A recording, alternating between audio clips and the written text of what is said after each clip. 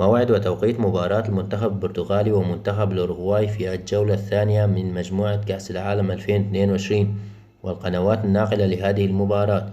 يحتل المنتخب البرتغالي المركز الأول في ترتيب المجموعة الثانية من كأس العالم في رصيد 3 نقاط، بينما يحتل المنتخب الأوروغواي المركز الثالث في رصيد نقطة واحدة. وتصطدم البرتغال بالأوروغواي في الجولة الثانية من دور مجموعة كأس العالم يوم الاثنين المقبل في 28 نوفمبر 2022 على ملعب لوسيل في تمام الساعة 8 بتوقيت المغرب والجزائر، الساعة 9 مساء بتوقيت مصر، الساعة 10 مساء بتوقيت السعودية. القناة الناقلة BN2 ماكس.